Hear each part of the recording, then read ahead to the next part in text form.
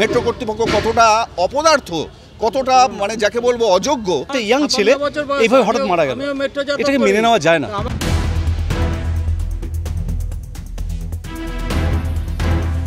সময় metro rail চলছে না বলে অভিযোগ রয়েছে। এবার যোগ হলো হাওড়া মেট্রো স্টেশনে জরুরি চিকিৎসা না পেয়ে রাজ্য বিদ্যুৎ পরিবহন নিগমের এক অ্যাসিস্ট্যান্ট ইঞ্জিনিয়ারের মৃত্যুর অভিযোগ। ক্ষোভে ফেটে পড়লেন মৃত যাত্রীর সহকর্মীরা। মারা গেল একদম ইয়াং ছেলে এইভাবে হঠাৎ মারা গেল, এটাকে মেনে নেওয়া যায় না। জরুরি চিকিৎসা না পেয়ে মঙ্গলবার মারা যান WBACDCL এর অ্যাসিস্ট্যান্ট ইঞ্জিনিয়ার 51 বছর বয়সী বিশ্বজিৎ পাকরাশি। তার সহকর্মীদের অভিযোগ, অচৈতন্য অবস্থায় মেট্রো স্টেশনের মধ্যেই পড়েছিলেন বিশ্বজিৎ।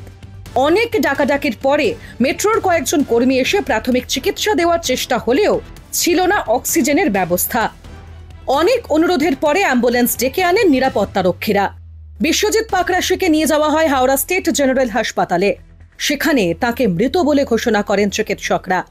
ঘটনায় ক্ষোভে ফেটে পড়েন তার সহকর্মীরা। এরকম যদি মেট্রোর পরিস্থিতি হয় তাহলে এই মেট্রো করে আমাদের লাভটা কি হলো? হাওড়া স্টেশন থেকে করুণাময়ী আমি ডাইরেক্ট মেট্রোতে আসতে পারছি, কিন্তু মেট্রোতে এসে যদি কারোর জীবনহানি হয়ে যায় এর দায়িত্বটা কে নেবে? একটা স্ট্রোক হলে বা কিছু হলে কোনো ফার্স্ট এডের ব্যবস্থাই নেই। যদি কারোর কেটেও যায় ফার্স্ট এডের কোনো ব্যবস্থা নেই। হাওড়ার মতো এত গুরুত্বপূর্ণ একটি মেট্রো স্টেশনে নেই কিছুই, অভিযোগ তার আরও এক সহকর্মীর। মেট্রোর উদাসীনতাকেই বিশ্বজিতের মৃত্যুর জন্য দায়ী করছেন তিনি। আমি বললাম অ্যাম্বুলেন্স নিয়ে আসুন। কতটা মর্মান্তিক ঘটনা হতে পারে আপনারা কল্পনা করতে পারবেন না। লক্ষ লক্ষ লোক যাচ্ছে, অ্যাম্বুলেন্স নেই।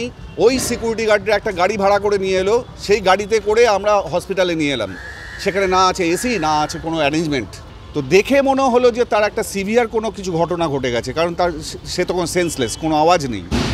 জিভটা বেরিয়ে গিয়ে দাঁতের সাথে লেগে গেছে, যেটা সিমটম অফ হার্ট অ্যাটাক। তো আমি চেঁচামেচি করলাম যে কেউ মেডিকেল প্র্যাকটিশনার আছে কি না, কেউ অ্যাটেন্ড আছে কি না। তো দেখলাম কেউ নেই, সবাই মুখ চাওয়াচাই করছে, জল দেওয়া ছাড়া আর কোনো কাজ নেই। তো আমার চেঁচামেচিতে বোধহয় একজন মহিলা এলেন, এসে জানা নেই, উনি ছিলেন 1-1.5 মিনিট, তারপর তিনি হাওয়া হয়ে গেলেন। আমি আবার চেঁচামেচি করলাম, আমার সাথে সহযাত্রী যারা ছিলেন তারাও চেঁচামেচি করছেন, কারণ তিনি তখন সেন্সলেস। সিপিআর দেওয়ার কথা, তার সেই রকম কোনো ব্যবস্থা নেই। ধরুন হাজার হাজার লক্ষ লক্ষ লোক ওই সময় যাতায়াত করছে, প্রত্যেকেই এরকম ঘটনার সম্মুখীন হতে পারে। তার যে এমার্জেন্সিটা থাকা দরকার, যে ব্যবস্থাগুলো থাকা দরকার, মেট্রোর কিছুই নেই। যে সিনসিয়ারিটিটা ওই ঘটনাটার পরিপ্রেক্ষিতে হওয়া উচিত ছিল, অ্যালার্মিং সিচুয়েশন ছিল। মেট্রো কর্তৃপক্ষ কতটা অপদার্থ। যদিও চিকিৎসা পরিষেবা না পাওয়ার অভিযোগ অস্বীকার করেছেন মেট্রো কর্তৃপক্ষ। তাদের দাবি, সঠিক সময়েই ব্যবস্থা নেওয়া হয়েছিল।